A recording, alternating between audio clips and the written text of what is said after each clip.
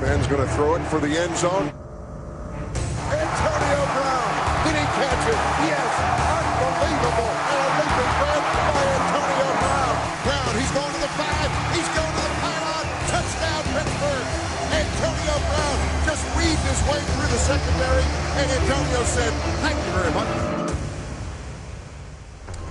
Antonio Brown, what a 2013. First player in league history to have at least 5 catches, 50 receiving yards in each of his team's games.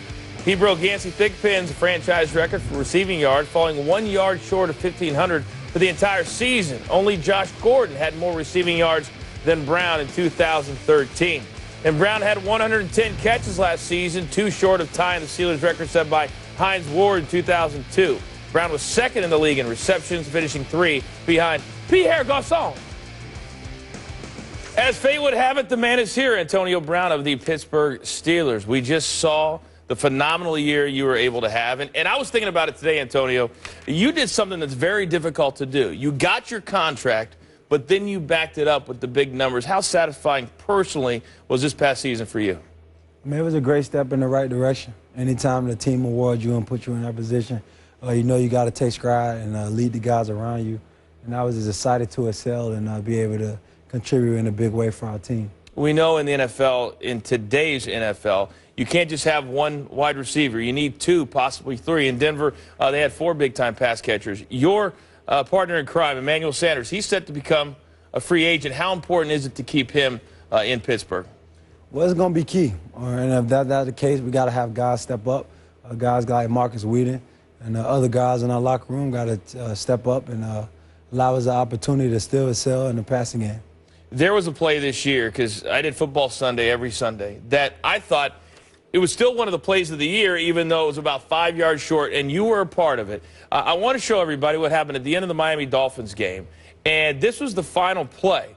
And it was one of those situations where you end up getting the ball. The execution was nearly flawless.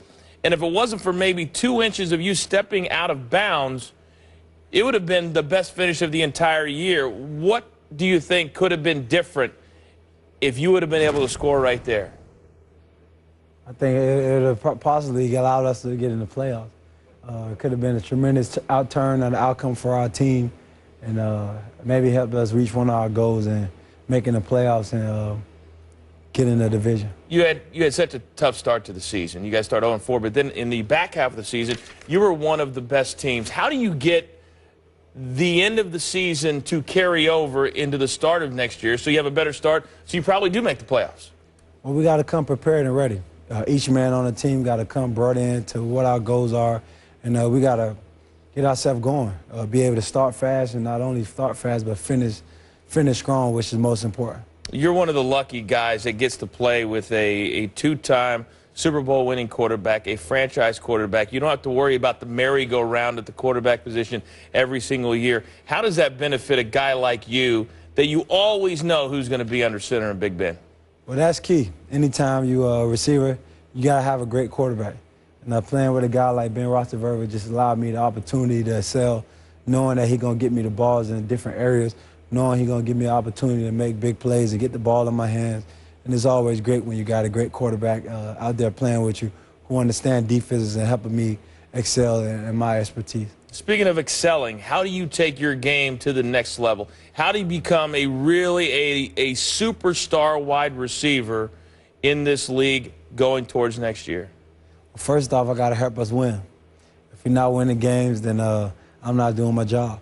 So whatever it takes as far as helping the team win, and I make sure I'm on my game and bringing young guys along with my leadership role, that's going to be key for 2014. Awesome. Best of luck next year, sir. Antonio Brown of the Pittsburgh Steelers. Coming up, Riley Cooper, Jeremy Maclin. The numbers say that one of these two has got to go. We will tell you who next.